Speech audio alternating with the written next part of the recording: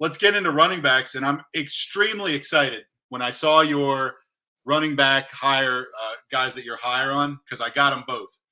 And I got these two guys, and you got Raheem Mostert, who you got as your RB20. I'm not sure where that is compared to the experts. 6 spots above the ECR. Above, and you got Antonio Gibson going against, surprise, surprise, the Cardinals.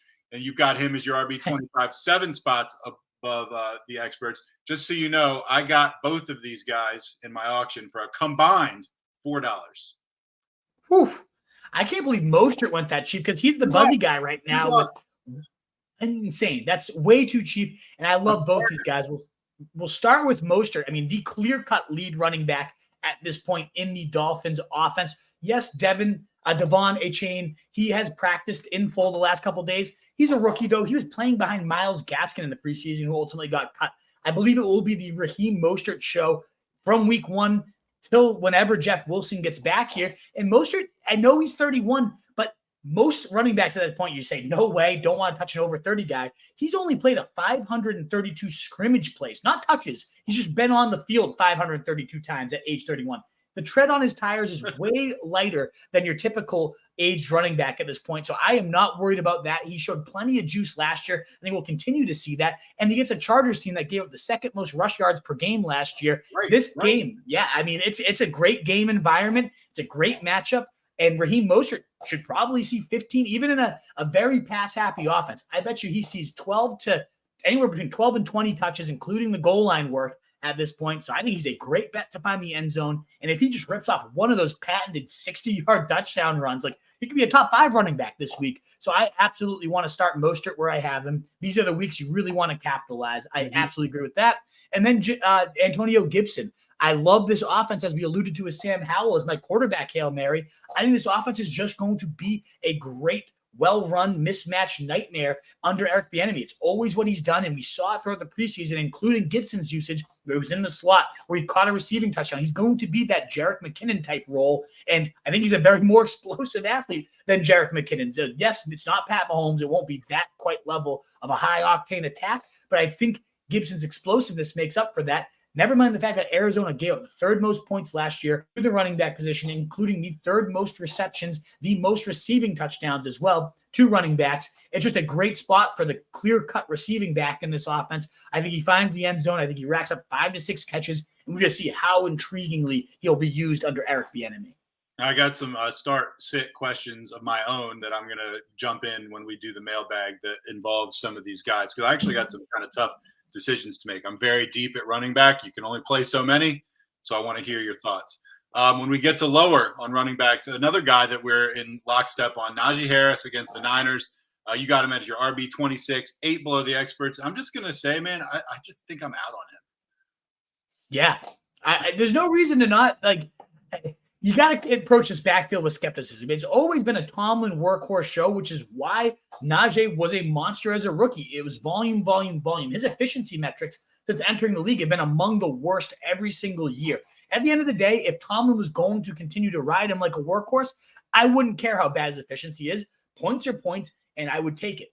But Jaylen Warren has looked so damn good this preseason. So, one, I'm already a little bit worried this becomes a Zeke and Tony Pollard type situation. I don't think Warren's as good as Tony Pollard by any means, but he is significantly more explosive right now than Najee Harris. You saw it on that 60-yard touchdown run this preseason. I think he'll continue to eat that workload. And even if not, even if week 1 we get 25 touches from Najee Harris, if he continues to do the same type of efficiency metrics against these San Fran front 7, they gave up by far the fewest points to running backs. It was like a 3-point difference between the next closest team. They were that stifling to the running back position. It's just a horrible environment. It's a definite pass funnel defense. They're a good defense overall. It's not like you can pass on them easily, but their secondary is much worse compared to their front 7. So I imagine it's going to be more of a Kenny Pickett trying to get it done through the air. And yeah, sure, maybe Najee racks up a couple receptions and saves his day with a touchdown. That's in his realm of possibilities. But I could also just see like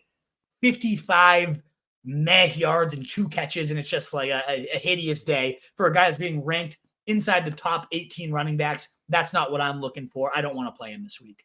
I didn't hear you say this, but if you did, I'm sorry for repeating. I feel like his longest run of last year was 22 yards.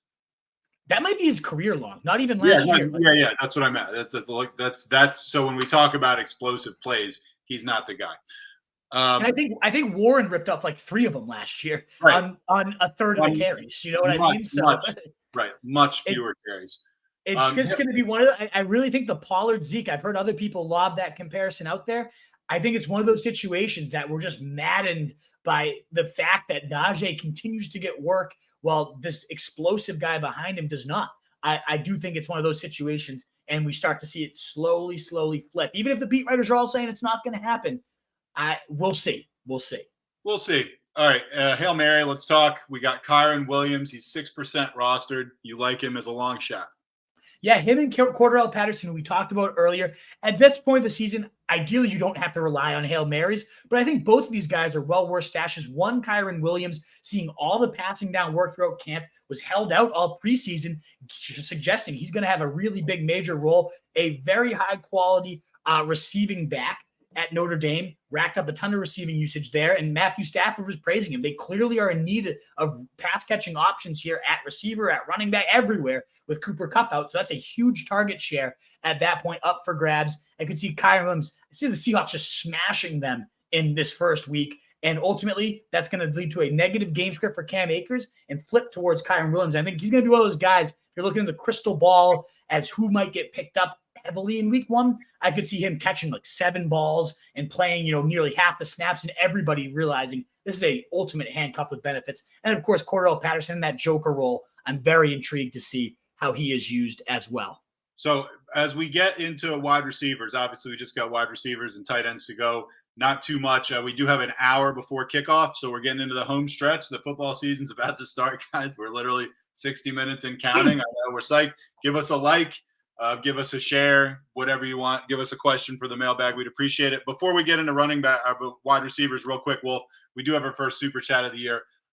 So thanks for the $2. So you want to answer this question? It's about running back flex question.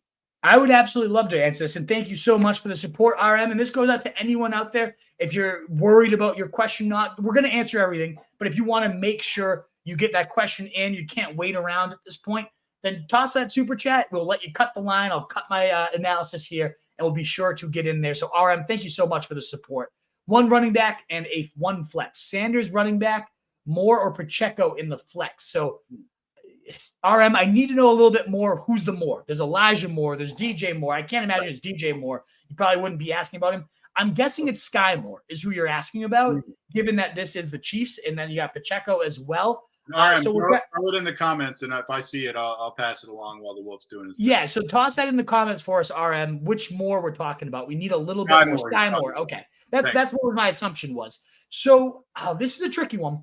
I would play Sanders over Pacheco.